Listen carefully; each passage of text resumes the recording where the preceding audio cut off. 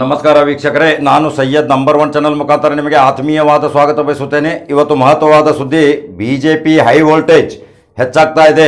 ಗೋಕಾಕ್ ಮತಕ್ಷೇತ್ರದಲ್ಲಿ ಪ್ರತಿ ಮನೆಗೆ ಬಿಜೆಪಿ ಕಾರ್ಯಕರ್ತರು ಮತದಾರರನ್ನು ಮನವೊಲಿಸಲು ಅನೇಕ ರೀತಿಯ ತಂತ್ರ ಮಂತ್ರಗಳನ್ನು ಹೂಡಿ ಪ್ರತಿಯೊಂದು ಮನೆಗೆ ಭೇಟಿ ಕೊಟ್ಟು ಹೈ ವೋಲ್ಟೇಜ್ನಲ್ಲಿ ಬಿಜೆಪಿಯ ಅಲೆ ಎಬ್ಬಿಸ್ತಾ ಇದ್ದಾರೆ.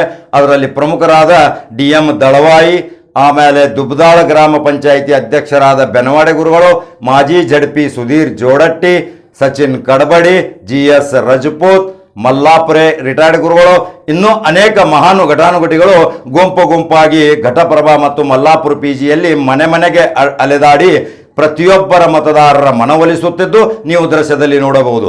ಇದು ಗೋಕಾಕ್ ಮತಕ್ಷೇತ್ರದಲ್ಲಿ ಬಿಜೆಪಿ ಅಲೆ ಎಬ್ಬಿಸಲಿಕ್ಕೆ ಪ್ರತಿ ಗಂಟೆಗೆ ಕ್ಷಣಕ್ಕೆ ತಿರುವು ಪಡಿತಾ ಇದೆ. ಕಾದು ನೋಡಿ ಮತದಾರೆ. ಮತ್ತೆ ಕ್ಷಣದ ಸುದ್ದಿ ಮತ್ತೆ ಬರುತ್ತೇನೆ. ನನ್ನ ನಂಬರ್ 1 ಚಾನಲ್ಗೆ ಸಬ್ಸ್ಕ್ರೈಬ್ ಆಗಿ, ಲೈಕ್ ಮಾಡಿ, ಶೇರ್ ಮಾಡಿ.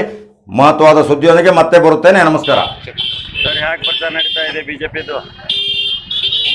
ಯಾರು ಮಾತಾಡ್ತೀರಿ ಗುರುಗಳೇ? ಯಾಕೆ ಪ್ರಚಾರ ನಡೀತಾ ಇದೆ ಗ್ರಾಮ ಮಟ್ಟದಲ್ಲಿ, ನಿಮ್ಮ ಓಣಿಯಲ್ಲಿ?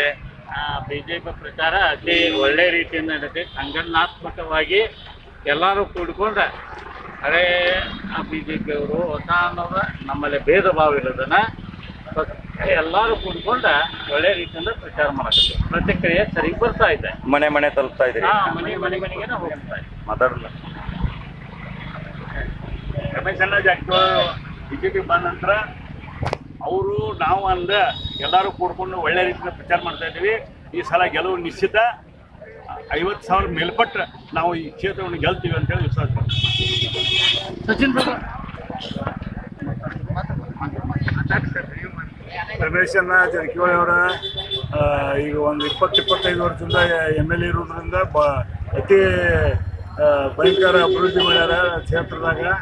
ಆದ ಕಡೆಯಿಂದ ಅವರಿಗೆ ಈಗ ಆರಿಸಿ ತರೋದ್ರಿಂದ ಉಪಮುಖ್ಯಮಂತ್ರಿ ಹಾಗೂ ಬೆಳಗಾವಿ ಉಸ್ತುವಾರಿ ಎಲ್ಲ ಯಡಿಯೂರಪ್ಪ ಅವರ ಮಾನ್ಯ ಪಕ್ಷದಾಗ ಒಟ್ಟು ಆರಿಸಿ ಒಂದು 24 ಗಂಟೆ ಒಳಗೆ ಅವ್ರನ್ನ ಮಂತ್ರಿ ಮಾಡ್ತಾರೆ ಅಂತೇಳಿ ಆಶ್ವಾಸನೆ ಕೊಟ್ಟಾರೆ.